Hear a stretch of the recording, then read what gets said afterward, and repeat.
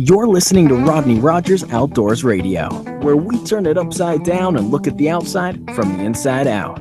It's safe, it's legal, and we're having a blast. So put your shoes on, my friend, because we're going outdoors.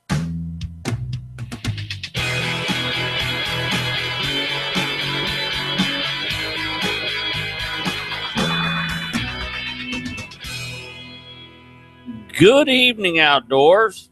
Welcome to Rodney Rogers Outdoors. I'm Rodney Rogers, partner coaches in crime and the man at the helm. Are you a hunter or a gatherer? I'm a hunter-gatherer. Are you? Yeah, I gather all my stuff up to go hunting. Does that count? Yeah, it works well. We're kind of a little bit of both. Michael, the man himself. How you doing, brother? I'm good. Man, it's our vacation for the week. We missed last week. I do apologize. We're on episode 69. Yeah. Favorite episode. Yeah, good. Absolutely. Easy. Hey, cheers. We're almost 70 into this thing. Yeah, I don't care what time of day, but there's nothing like a good cup of coffee. Dude, I could drink. There could be dead roaches in this thing. I'm gonna drink this coffee. That You pushing got all in. spoiled milk, so you're sucking it up through the spoiled milk. I'm chewing on the chunks. But it's always that first cup. I mean, it's Oh yeah. cups two back to back, 2 and 3. It's Yeah, I'm still fine with the second cup. By the third, I'm like going, but it's that first cup. the first one. You know what? For me, it's a ritual. I mean, it's something. When I used to go to work with my dad on Saturday mornings, we would stop at the store. He'd get a cup of coffee. Mm-hmm. Yeah, we can make it at home, but there's something about walking in, and now we have choices. Choices. Yeah, like your cabinet. I open your cabinet. I'm perplexed. I don't even know how to act. Especially in the morning. I mean, the nighttime's different. In the morning, I like to not be bothered. Yeah. During that first cup. Yeah, that's my Sunday mornings. I really. It's the only cup of coffee I actually make at home is my Sunday morning coffee. You walk up to me by the time you're done with your conversation, it's lukewarm. I mean, there's a sweet spot of time right there that doesn't last too long of just nostalgia. Leave me be. I mean, right?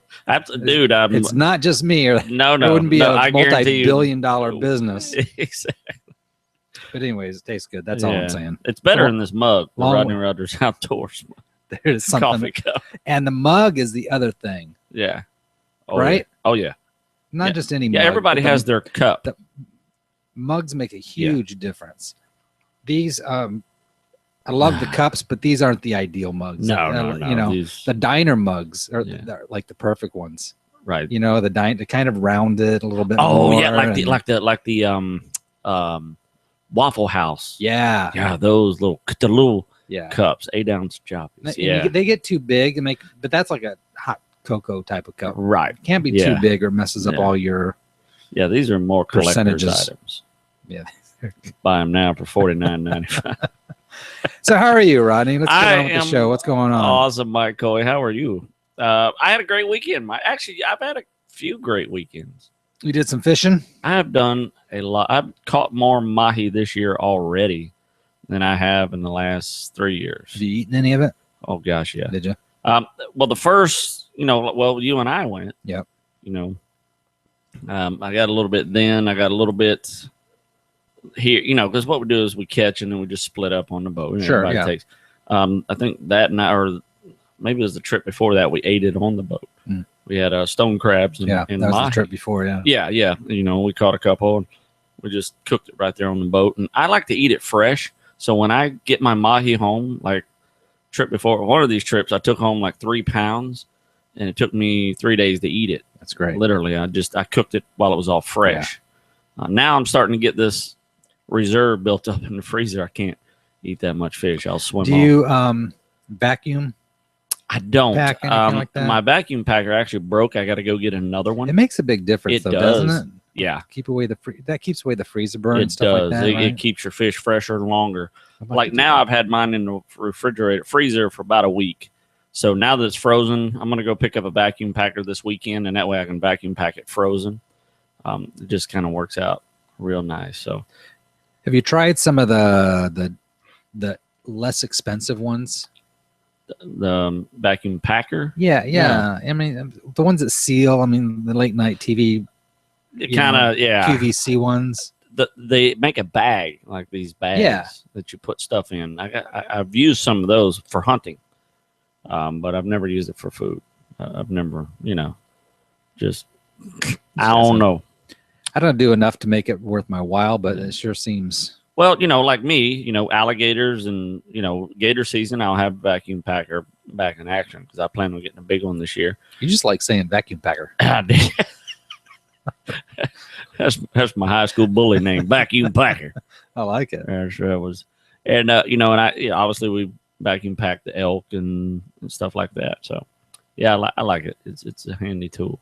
So, what'd you bring home this weekend? So we caught 4 mahi this weekend off the coast of Fort Canaveral, Fort Pierce. Actually, we went to Fort Pierce this south. weekend. It was absolutely gorgeous. I mean, the water was so gorgeous, Mike. All I wanted to do was jump in with mask snorkels or dive. Mm-hmm.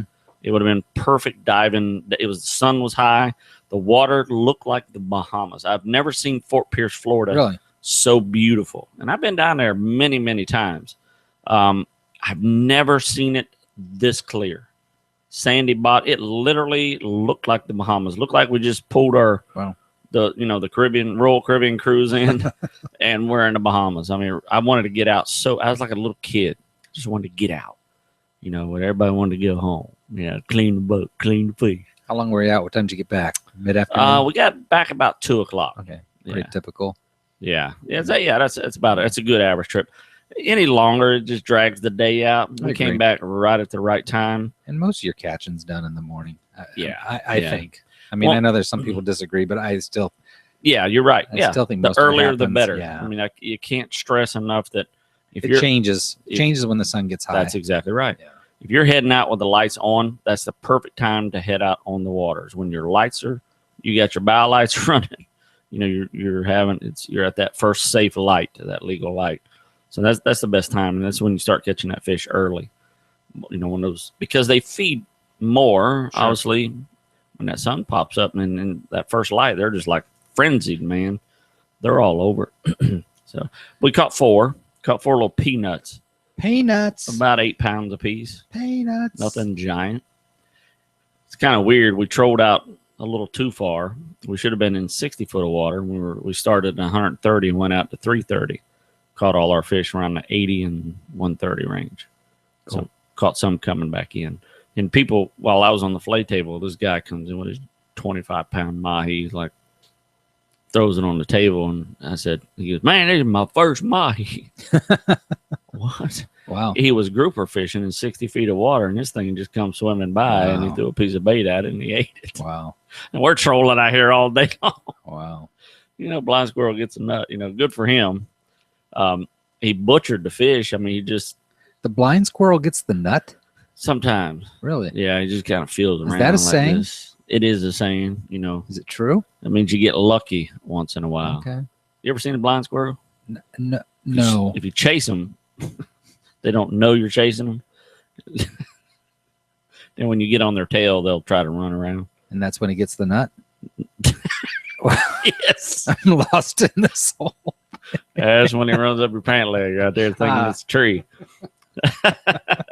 Now I understand the saying. Now you get it. It's all put it together. It's not what I thought at all, but okay. Yeah, so we had a good day, man. And the weekend before we caught 4 or 5. Caught 5. The weekend before that we caught 2 big ones. So we've been about every weekend.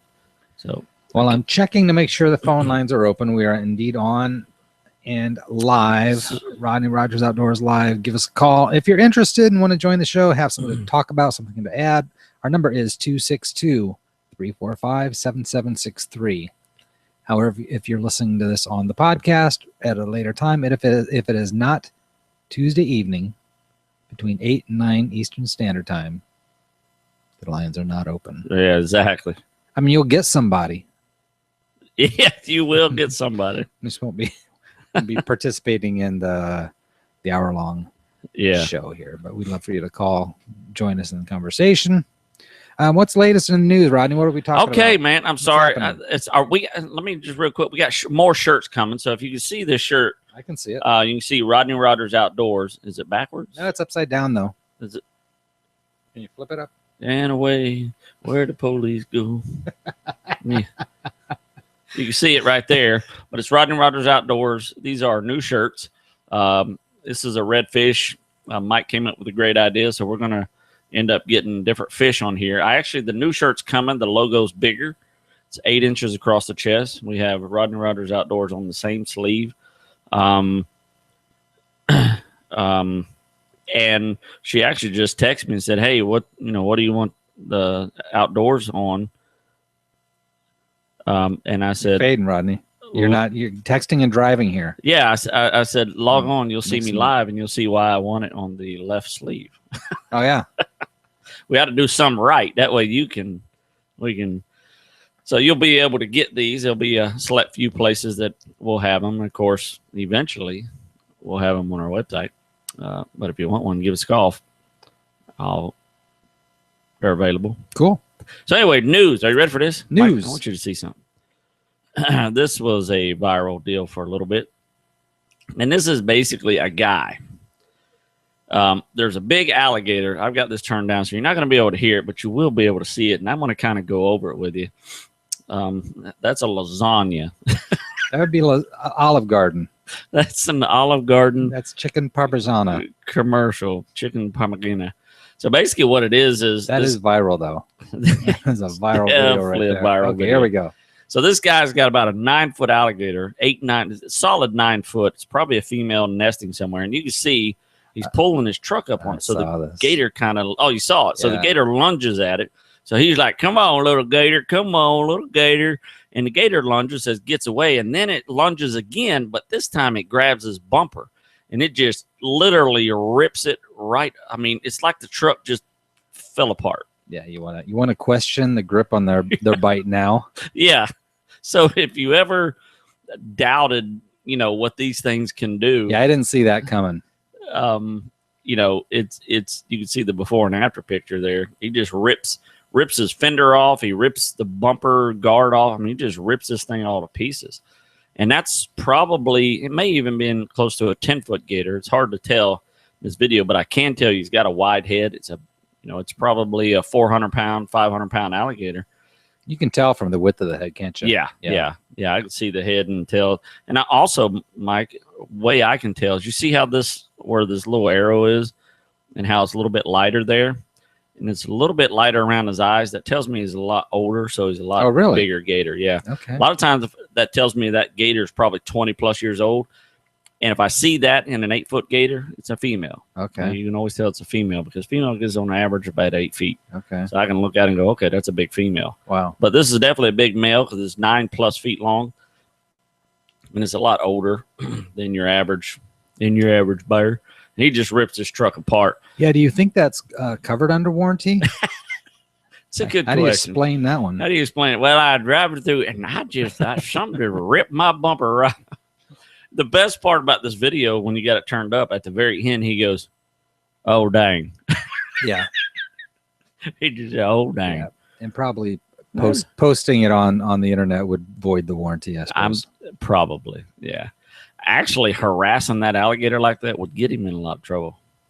I'm surprised we have not seen this in the news going, this guy just got a lot of trouble because he's harassing this alligator with a truck. So it really was. He was antagonizing him. Yes, mark my words. If we don't see this guy, I mean, I'd be surprised. So yeah, I thought that was kind of funny. Very cool. Thank you. May I have another? Thank you. Here's some, Mike. This is very important here, and you're really going to like this one. In Wisconsin, I think this is very important. But what they've decided to do is, you have to wear blaze orange when you're hunting. But in Wisconsin, they're going to switch that up a little bit. They're going to add a color. Without looking, can you guess a color? Well, it's too late. Maybe I should have said that ahead of time. Yeah. They're thinking about adding blaze pink to the hunters. That's exciting, right? Yeah, I got a ton of things going through my mind. What's the first rationale for that? Well, what they've done is the last 3 years, women hunters have almost tripled. They've outweighed the male new hunters have outweighed male hunters 3-1. So, in other words, there are more new female hunters every year than there are male hunters. Okay. So, what they want to do is they want to add a blaze pink for women. They think that it will get more women. You know how women are very color coded. You know, I mean, they like their colors. I don't know. Do you think the women want that? Somebody wants it. I don't know exactly who. It ain't me. I might wear it though if I was hunting in Wisconsin. I'd wear 10 of them because it gets pretty cold up there during hunting season. So they're thinking about legalizing, and so of course, everybody's got a gripe about it. We don't need no pink. Well, you already got orange. If you want to wear orange, wear the orange. What's the hurt adding pink or blue? Or they're afraid that they won't be seen. I don't know. I've never seen a pink deer. Yeah, I've got mixed emotions about that. Do you really? Yeah. Yeah. What would be a negative emotion that you think? Safety. And this may be chauvinistic, so that's why I'm cautioning. But I don't know if, as a female, and I'm out in the middle of nowhere, if I want to be advertising the fact that I'm a female in the middle of nowhere. You know what, Mike? I did not think. I mean, that's the real what came to mind. And I don't know how to say that so it's not offending somebody. But I don't think you would offend somebody. I think that's, okay. I mean, I got you. Not necessarily the place you want to flaunt your femininity. Are you saying there's some bad hunters out there? No, there's bad people out there. There's bad people everywhere, especially. They some bad people out there. Yeah, I mean, if you want to get bad people now, it makes it really easy to go look for the ones just wearing the pink. You just took 50% of the equation out. But you do realize that it's pink hunting gear. So odds are they will have a gun. Sure. And probably not alone, I would imagine. Yeah. But who knows? But I know, but that's the only thing. That's the first thing came to my mind. You know what? I didn't even think about that aspect. I don't have a problem with women hunting at all, obviously. But I mean, if it sounds male chauvinistic, you can email Mike at Rodney Mike at Rodney Rudders Outdoors. But that'd be my take on it. It'd be a little concerning right there. Yeah, you know what? I didn't think about that. That's actually, it is somewhat concerning. For the safety of period. Of my daughter. Yeah, I was going to exactly. say she was 18. She wanted to deer hunt by herself. Yeah, you're right. You're out there in the woods. Anyways, than that, but don't see. Yeah, I was going to get your the feeling point on of that, it, rather than trying to sell more gear. But if they're really hunters, I don't see if a female's really loving to hunt. They're going to love the fact, the orange vest versus the pink one. You know what? I'm interested in seeing how that goes. Because if you have to wear them anyways. Yeah, you got to wear the blaze orange. It's not like they're going to sell more pink. Right. I would think they'd really sell them the same amount. Well, I actually read this one all the way through. You did? Really? Beyond the headline? All the way to the last line. And you got something else to add then? Well, they think that they'll actually get more women hunters into hunting by offering a blaze pink. Now, if that's not male chauvinistic, I don't know what is. I mean, is that chauvinistic to say? It sounds like it. Yeah. I mean, it's or presumptuous saying that women love pink. I mean, come on. Huh. Do women love pink? Yeah. I got a pink shirt. I do. Got Rodney Rudders Outdoor shirt I happen to like. Yeah. I mean, I think it's cool, some of the camouflage stuff they're doing in pink or a taste of pink and stuff. I think it's and I don't see why that wouldn't be mixed in like it does. They have the blaze it's a orange. piece of safety gear. So, I mean, it really is strictly safety gear. It's not, I mean, those things are not necessarily fashionable anyways. No, they're definitely not fashionable. But what they said is that by studies that they've done, now they did some studies on this, deer are less likely to see this pink than the orange. So you may see male hunters. Is that why they do orange? Well, they do orange to be bright to other hunters. Right. They want to be the brightest they can possibly be. Exactly. Beyond a shadow of a doubt. Yeah. I personally don't think the pink, because I'm colorblind. Once I see that pink mix in with that green, it's not going to be a good deal. I'm going to tell you right now, I won't be able to see them. Yeah. Because pink and red is that cusp of colors that I can't see when it's mixed with green. So I would like to see if they can come out with like a bright blue. That would be more plausible for boys. Yeah. Let's just ditch the orange. altogether. You use blue and green, blue and pink. Blue and pink. Yeah, Yeah. we'll just that'll be definitely presumptuous. So that was my news for tonight, Mike. That's good. I like it. Was that awesome? Yeah, we're doing good. So there you have it. We got conversations night. Hey, we're going to go to break soon. You want to answer some viewer email? I do. Do you have some viewer emails? I do, actually. Man, I like it, Mike. Here we go. Question number 1. You Lay it ready? on This me. actually happens to be about hunting, believe it or not, this Okay. first one. I'm in. And I have no idea what this means, so here we go. This is Dave from South. I can't read that. South Dakota? Apalachicola? Something, I don't know. If I harvest a button buck, Yeah. does it count as a buck or a doe? It counts as an antlerless deer. What's a button buck? A button buck is a buck that his horns only come up about a ½ inch. It's really hard to tell that it is a buck. So if you shoot this thing during season of which you could harvest antlerless deer, like most northern states, you have antlerless, you have a doe tag, you have a buck tag, and you have an antlerless deer tag. Really? Yeah, that will fall in a button buck and or a doe. So it's considered an antlerless deer because you can make that mistake. You can look through your scope and see an antlerless deer, a button buck, and you just can't see their horns, and you shoot it and you go, oh darn, it don't have spots, and it's not the legal 8 inches on each side or the 4 on one side, but it is a button buck.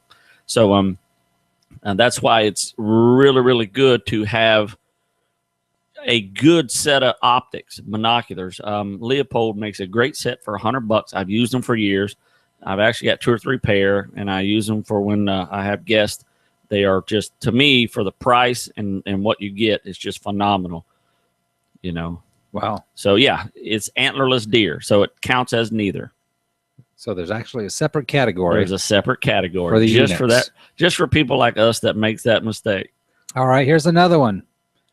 This actually is from Dave from Ocala. It says, Okay. Is it legal to hunt deer with a 50 caliber rifle like those used in the military? Sad answer is yes, it is in most states. You have to check your state regulations. I know you cannot in the state of Florida. You cannot hunt. You know what? That's a 50 BMG.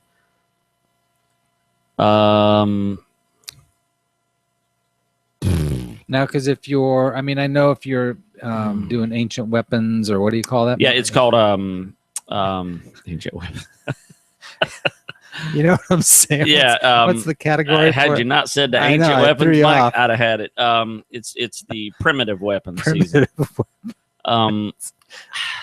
So, there may be in a state, I want to say there is, and I want to say it's like Colorado, Montana, where you can shoot the 3,000 yards, but I know you cannot in the state of Florida, to my knowledge. And why would that be? What would be a logic for something Because like if that? you shoot that 50 BMG in the set of woods here, it's going to travel through every tree it hits.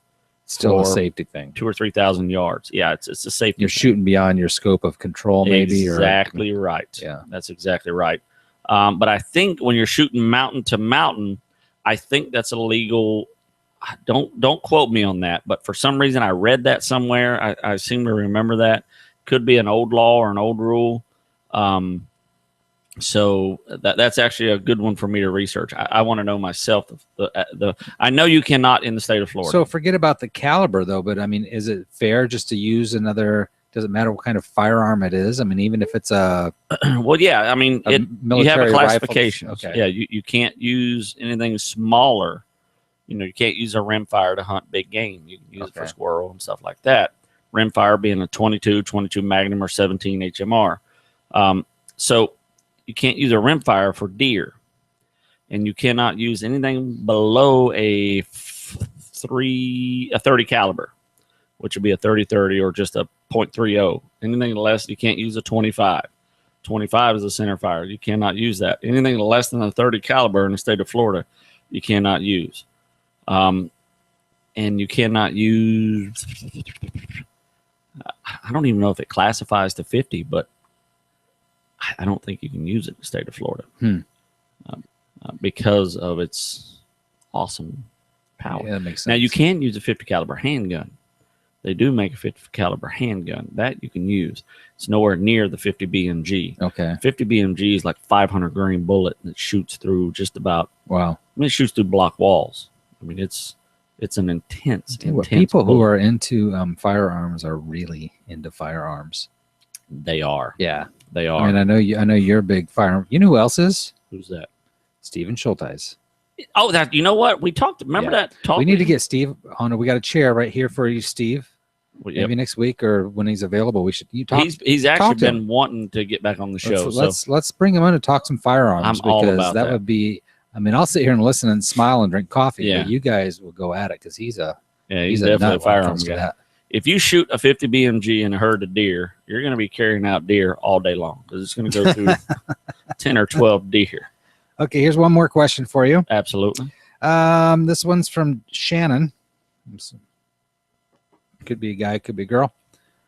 Depends if he's wearing the Pink blaze. If I shoot a deer and it runs off and dies on someone else's property, how do I go about retrieving my deer? The legal method is, in fact, to get the landowner and let them know that you have a deer down on their property. Because you cannot trespass on someone else's property with a firearm, even though you have a deer over there. There are rules, and they vary per state. So that happened to me. I actually shot an elk. I was chasing this elk down our property line and the fence. What you see? You like how I do the fence there? It's technical. Oh, so I'm looking at your background. I'm looking at the little eggshell. Oh, and that's just driving you crazy. Somebody was asking why they haven't seen that before. So I was like, can you actually see it? But you can't. Sorry, Rodney. Other than that, I was totally hanging on every word you said. So as I found the elk that ran off of me from earlier, when I saw the bull, I shot. He reared up on his hind legs and made a hop. Now, what I didn't see is there was a fence right there. Really? And what that hop he made was hopping over the fence. But he died immediately on the other side. He rolled back and his horns got stuck in the fence. So I called back to camp and I said, hey, listen, I shot an elk. And he said, oh my God, where at? And I said, well, he's wrapped up in the fence right now. And they go, uh-oh, which side of the fence? And I said, well, he's on the north side of the fence. And they go, okay, well, don't go over there yet. Let me make a phone call. They knew the guy, so they asked me what happened. I said, well, I shot and he hopped, but I didn't know. I didn't even see the fence. Yeah. The fence, I had just walked up on this spot. I saw him come down the hill. No sooner than I sat down, I made the shot and he reared up on his hind legs and just jumped. And then he fell dead into the fence, but he fell on the other property. And they called the owner, and the owner said, "Oh man, no problem. Get him." So that's the answer. First of all, touch base with the owner. Yes, obviously. if you know the owner, touch base. Now, would that have been a different scenario? Could there been? I mean, if he was already on the other guy's property and you shot him, is that a whole different story? Yes, you cannot. Now, let me explain something. If you shoot a firearm onto another property, you are committing a felony. So if you're on said property, if you're on the Hatfield's property, okay, and you see this 12-point buck coming under you, he's on your property, you don't have a shot, he hops that fence, he goes onto that other property. Now the McCoys see this buck.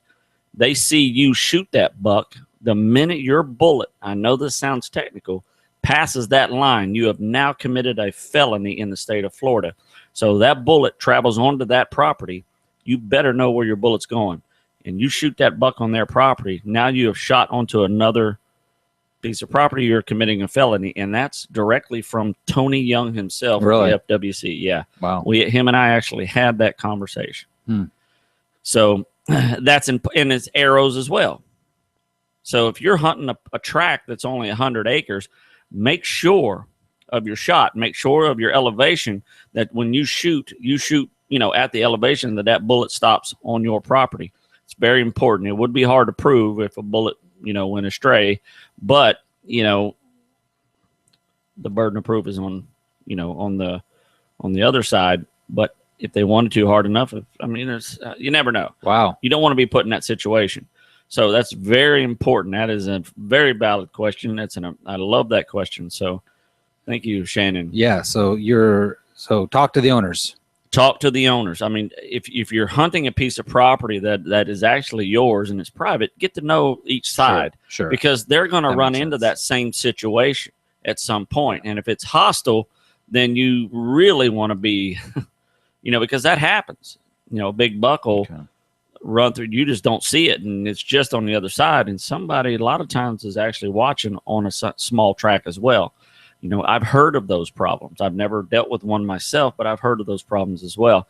And I have watched giant elk on another property that I could easily have shot that were way bigger than any elk I could. And it was actually on the property of the Walt Disney World. Oh, really? Oh, wow. Yeah. So, it's important.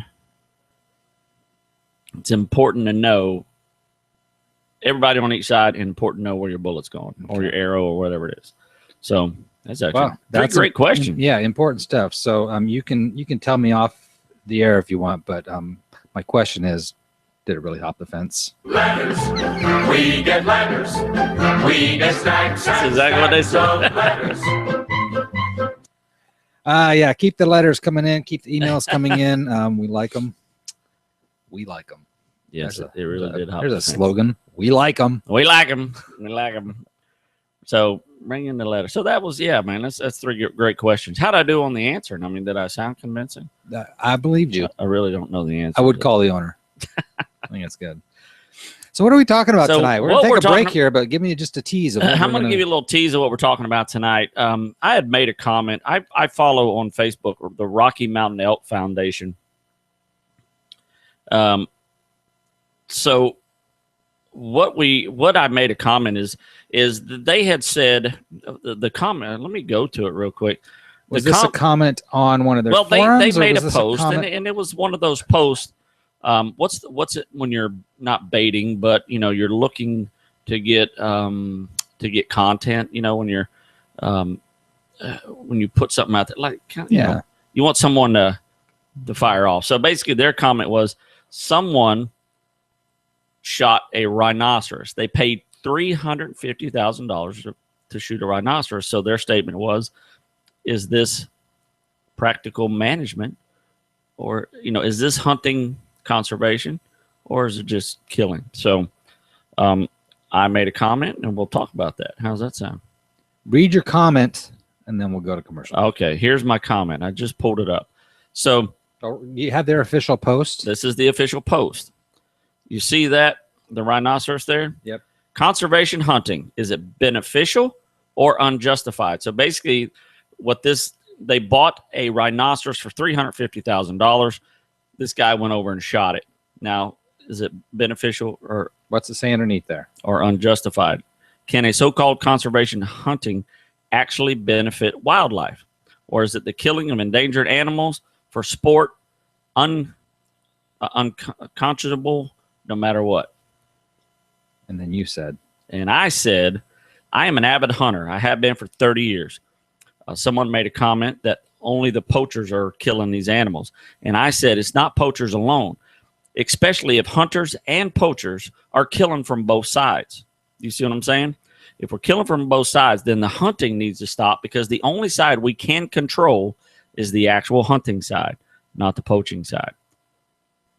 With 116,000 foreclosures in the state of Florida alone as of January 2014, a quality contractor is critical to the process of returning a foreclosed house back into a home. Let me introduce you to Phillips Contracting Incorporated. They are Florida State certified and an approved REO repair vendor for both Fannie Mae and Freddie Mac. PCI currently provides multi-level services to realtors, banks, asset managers, and private homeowners. Although they specialize in dealing with REO property repairs, they are a design-build company. Here at PCI, we pride ourselves on professional, high-quality work. Our clients know that we're not your typical contractor. We're proud to be reliable, trustworthy partners with you. Our repair coordinators are ready to communicate with you honestly and quickly about every aspect of your project. We're here to say yes to our clients. Phillips Contracting services Florida from Orlando to Miami.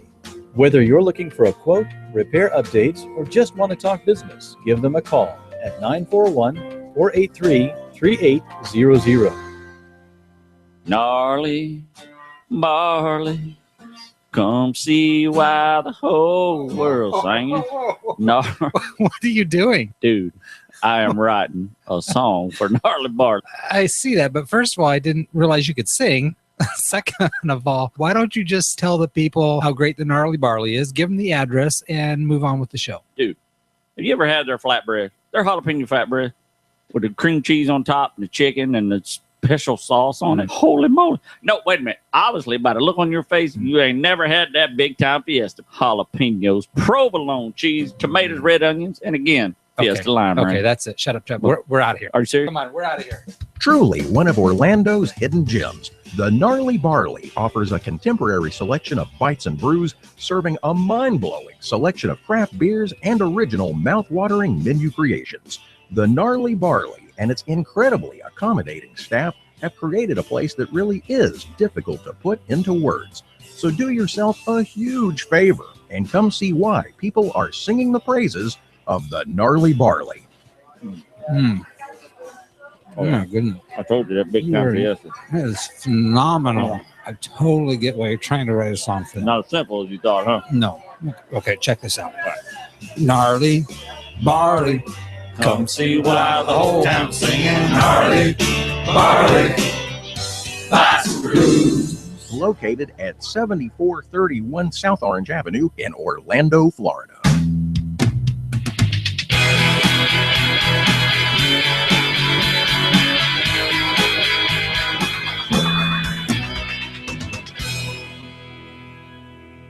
And having said that, So what kind of trouble you been causing on the internet airwaves these days, Rodney? so I mean, I think I should have had some more words. Or I should have worded a little bit different. There's a guy down there that said exactly what I wanted to say. It's a lot longer than I wanted to say. So this one guy, Jake Smith, replies that the animal was aggressive and he wasn't mating. It wasn't going to help their species. So is this a specific incident they're talking This about? is a specific incident. Basically, what happened is a rich guy bought a hunt Okay. for $350,000 of an endangered animal. Let me explain to you something about rich people. And when I say rich people, I mean really, really, really, really rich people. They can buy this. You cannot bring that rhinoceros back to the United States, nor an elephant. If you go to Africa and shoot one, they cannot come back. You got nothing but pictures. So it's the experience. You go over there, you spend $350,000, you kill this endangered animal, and you come home and gloat. That is not hunting. I will argue with anybody that calls this show and tries to say it is. That is not conservation. That is baloney. So what they're saying is they're saying that this $350,000 helped more in South Africa than it ever would. And my statement was $350,000 given straight to the hands of corruption. You and I both know it. So reading articles and been reading on this all day on, doing my research instead of just being a blabbermouth. So the $350,000, first of all, we're talking $350,000. $350,000. So the people conducting this hunt that he purchased from, this is not a legit organization. It is it's a legit African organization. So, but is it legal or illegal to hunt rhinoceroses in Africa? It is legal with the right amount of money. Does that make sense? Sure. If the poachers would pay that same amount of money, it would be legal for them as well. They wouldn't have to poach, but they sell the ivory for 10 times more than they kill the rhinoceros for. Does that make sense? Yeah. So I could legally go to Africa and for $350,000 purchase it, and not have any trouble with the African government by doing so. No, but there's a process. You have to send 50% to the hunting. Like here's one hunting price list for It's called African Sky Safaris. Now, Mike, let's say you and I, you being the film guy, it actually says film guy, Really? wanted to go hunting. I have the price list here. Let's say we wanted to kill an elephant. You wanted to film me kill an elephant. The only way you can do that is you do a 21-day big game hunt. And it's 21-day lion, elephant, and buffalo hunt. We pay $450 a day to be there. The elephant is $42,000 for the elephant. The lion is $24,000. It's called a trophy fee. The lion you can bring back to the United States, and the Cape buffalo, these are all considered dangerous animals. And the Cape buffalo is another $14,000. So I added up, let me go to my calculator here. I added up mine and your hunt fees. Now, what you're saying, mine and yours, is mine different because I'm a film guy? You're not actually doing the shoot. You're just a film guy. Yours is $350 a day just to be there and observe. Okay. So for you and I to go for 21 days and kill these 3 animals is $97,300 to go kill these 3 animals, of which one of them we cannot bring back, which would obviously be the elephant. So what they do is, and here's how they track the elephant. They track it by its feces. They can tell how old the elephant is by the way its teeth grinds up the grass. The larger the clumps, the older the elephant, the longer the tusk. So they are actually hunting it for the tusk. Right. They tell you right in there, we're going to get you the largest tusk possible. The poachers are no different. They're out there to get the largest tusk possible. If the poachers... But you can't bring it back with you. No. Oh, no. You give it to them. You got to give it to somebody, but you ain't bringing it back to the United States of America. So somebody's getting the ivory, Mike. So after reading article, one after another, and finding out how corrupt the system is over there, basically what's happening is that 50% non-refundable basically goes to somebody in the government. They don't tell you exactly who. It's the safari fees to the South African government, which is the most poached and the most corrupt area. Well, they've got to print up your badge. That costs something. Yes, exactly. So then the remainder actually goes to the safari. So they treat you well. I know many guys that went over there. I went to a party. Yep. You probably remember me telling you about it. I do. And this guy comes up with a video in his hand on his phone of him shooting an elephant. And it was absolutely the most disgusting thing I've ever seen in my life. They thought that I was, because I'm a hunter, you would enjoy that. That I would enjoy this. And I'd never been so disappointed in my life of where I was. I was embarrassed that I was even part of this. This is not my gig. The gentleman that I love and adore, obviously, that he's going over to kill an elephant as well. I don't agree with it. Well, let me ask you a quick question, then let's get back to the story. Because I'm curious. You can't bring home the elephant, I understand. Yeah. Why would you bring home is that a stuffed, something you would stuff? Okay, so yeah, that's just now at this point you have to pay for a taxidermist in Africa to skin and prepare the hide for shipment back to the United States. Right. So then that ships back to the United States. That alone is about a $3,000 to $3,800 fee. Yeah, that seems cheap, actually. Yeah, it's not. Yeah. So that gets shipped once it's salted and cured. That gets shipped to the United States, and it has to go through customs, and then it has to go to an FDA certified taxidermist.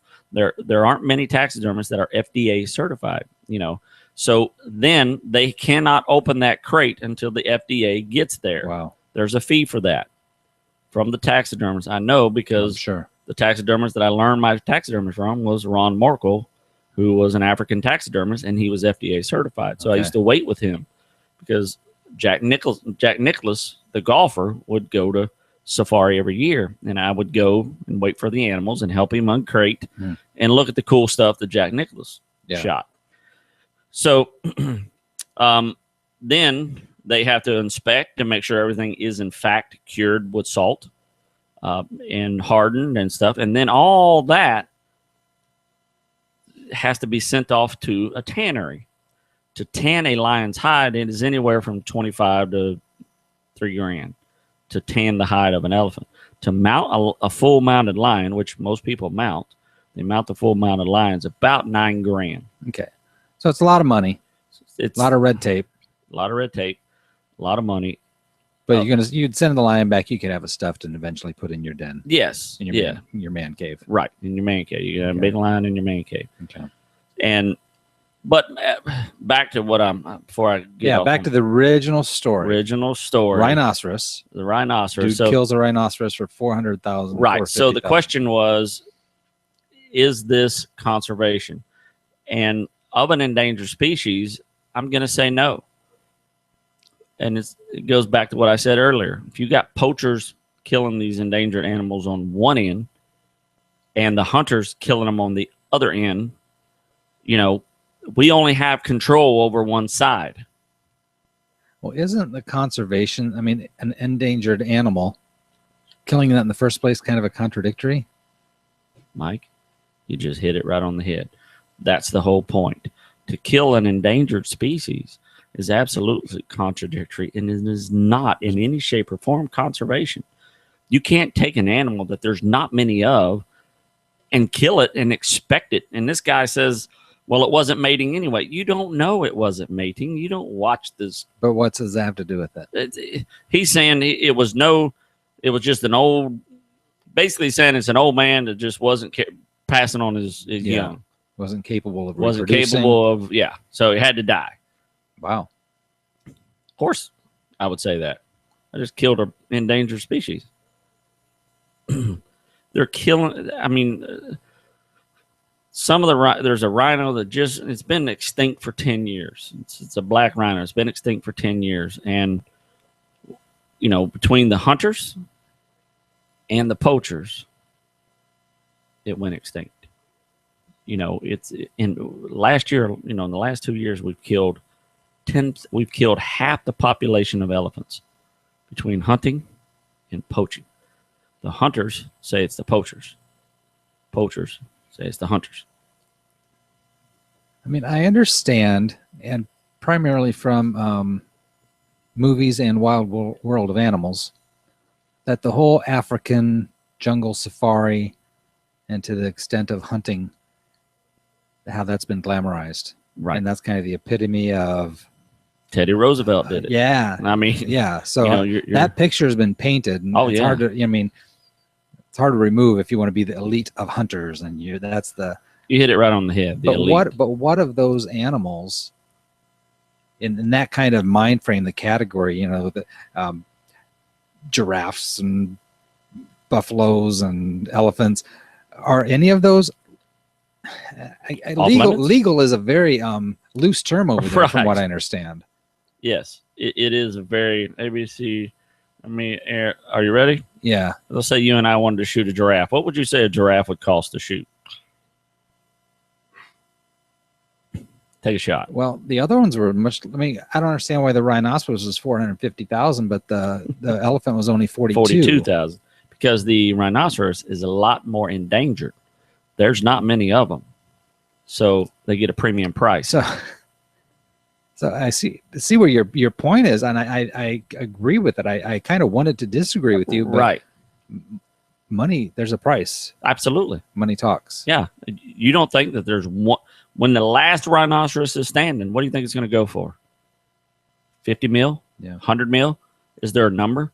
But I'll tell you this: no matter what that number is, there's a rich guy waiting to shoot it. That's not conservation. Yeah, conservation is a hunter going, these things are endangered. We need to stop.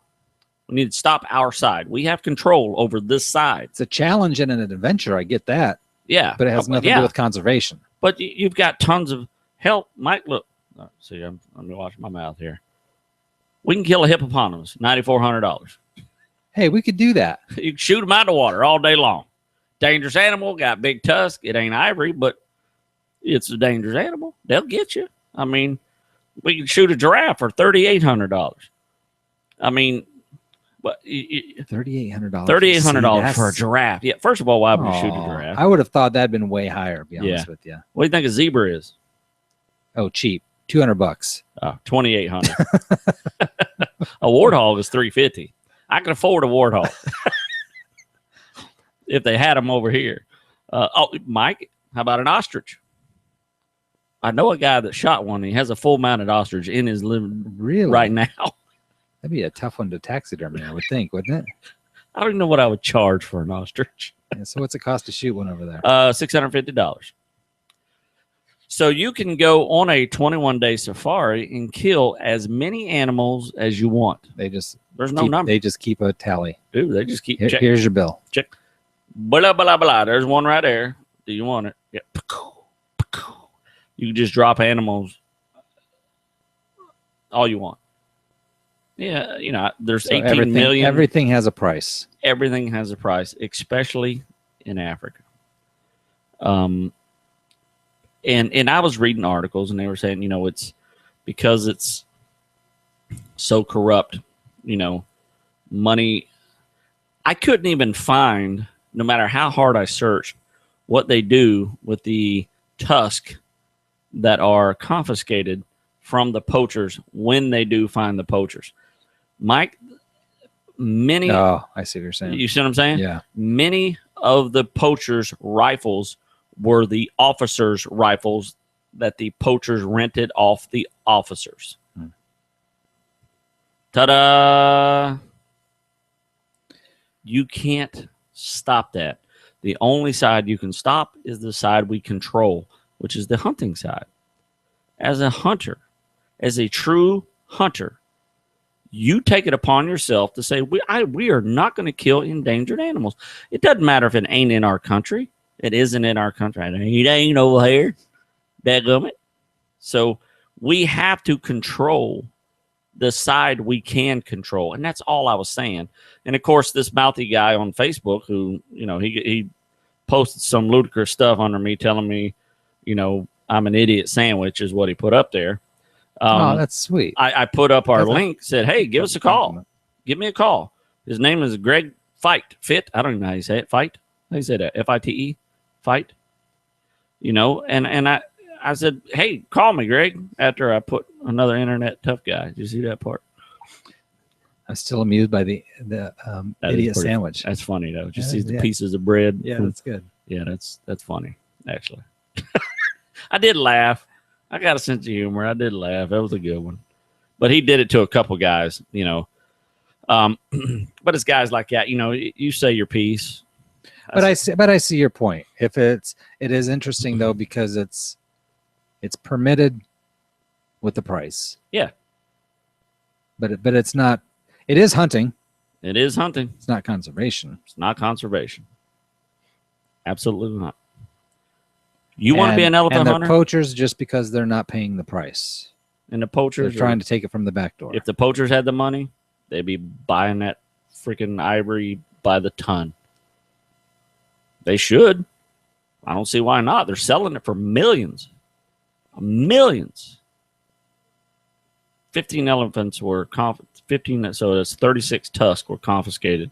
A little over 2 tons of tusk, which is $6.5 million in ivory. And then there's people that'll pay it because it's more Chinese. Endangered. It's all, yeah. Well, all the tusks that are from the elephants are exported to Asia. I know a guy about to go kill an elephant, and he's having his shipped to Spain. Because you can? Because you can't bring it to the United States. But you can ship it to Spain. You can ship it to any country that's allowed to have these animals, which, says a lot about Spain. I think everybody should just ban the import like the United States has. We ban the import of this. It's got to stop somewhere. We can, like I said, it boils down to we can only control the side we can control. That's all I'm saying. Yeah. In the duck that I posted, it's a harlequin. It's a harlequin duck, and it's illegal to kill in the state of Florida. But you can kill the snot out of them in Alaska. Explain that, Mike. Endangered or protected? It's protected. I'm sorry. It's protected in the state of Florida. And all the years I've duck hunted, I've only seen the one in the state of Florida. Give me an animal that's endangered in Florida. The tortoises and manatees are considered endangered still. There's no huntable animals that are considered endangered. That's what I'm. That's what I'm on the endangered list. There's a ton of animals, but nothing we would hunt. Bald eagles, they're protected. Are they endangered or just protected? Bald eagles, well, they're off the endangered list, but they are protected. Okay. Yeah. So panthers, endangered and protected. So endangered, can you shoot them anywhere in the States? No. Okay. No. So probably there's no, is it safe to say that there's no endangered species in the United States that you can legally hunt? Yeah, it's probably safe to say. Anywhere. Yeah, there's no, if it's considered endangered. Because like you say, the harlequin is here, but it's protected. It's protected in the state of Florida. But it has to do with, that does have to do with population. Yes. Because the government is just balancing them out, keeping them alive, but not letting them over. They're controlling the population. Right. That's conservation. Keeping them from going extinct, keeping them from running over everything. That's conservation. That's conservation. That's how it works. Managing it. The Rocky Mountain Elk Foundation is a perfect example of conservation. We have elk in 15 states now because of the Rocky Mountain Elk Foundation, where they were extinct. Now they're back. Yeah. And in huntable populations because of the care and the part that we can do, they're poached, but very rarely. I mean, it's conservation management. That's what it's all about. Conservation management. That's what it's all about. And that's all I wanted to say about that. That's it. So oh yeah. If you go over to Zimbabwe, does it go up or go down? 22,000 for an elephant. Oh wow. Yeah. Yeah, are they a smaller elephant? Well, I don't. Or they're just not. They're just more desperate. They'll take the money quicker. I think they may be more over there. It's Zimbabwe and in South Africa. It's just total two different. Yeah. It's two different. Tell you what, South Africa is not a place I would venture to go right now. No, it even says in there that it's a very hostile place. Yeah. Not as hostile as it was, and it's not for beginners. Do you really want an elephant to die? No. That's serious stuff.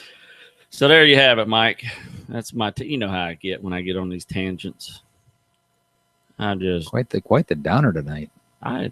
Sometimes you gotta yell a little bit.